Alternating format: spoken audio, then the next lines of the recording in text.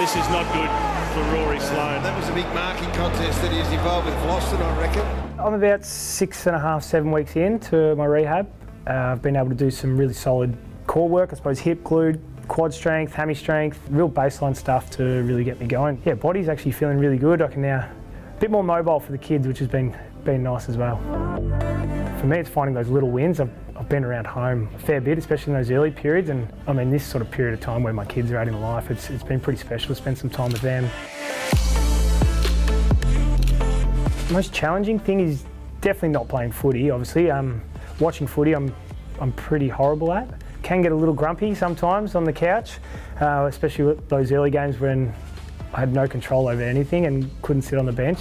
The role on the bench, probably a bit more for me, to be honest. I mean, it definitely fills that gap of that competitive part of footy that I miss, and I still feel like I'm involved, but hopefully I'm passing on a bit of my experience and knowledge that what I'm picking up on game day. And for a couple of boys to bounce some ideas off, I can also hear what the coaches are talking about upstairs and what they're saying, so I can relay some messages pretty quickly.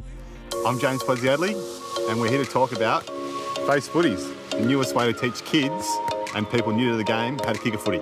Well, it's sort of a technique I've used for a while with coaching kids how to kick a footy. So the technique has been, so you've got to cover the ears, you've got to point the nose at your target, and then the most important bit, you've got to kick the chin to make it spin, and that's what gives it the drop punt. So yeah, Pod's heard me talk about it one day, he picked up on it, then all of a sudden he picks up the phone and goes, mate, we've got to put this idea on a footy. Like, this needs to be on a footy. It makes it so simple for me to teach kids at AFL Max. I'm like, all right, well, let's have a go at it. And so we teamed up with Sharon. Sharon obviously been an unbelievable football brand over many years, and together we all came up with what you see right now, which is a fun little face. This is actually Rocket. We've given them all names, and this guy's Rocket. So his superpowers, you can kick him to the moon really if you want to. You got to look for simple things, how to teach your kids how to do stuff, and I've certainly found with this Sonny loves his footy, and now he can reel off the 3 steps very, very quickly anytime you ask him how to kick a footy. I've loved my time in football, and if this can help kids stay involved in footy and not ditch it for a round ball or something else, then we've done our job.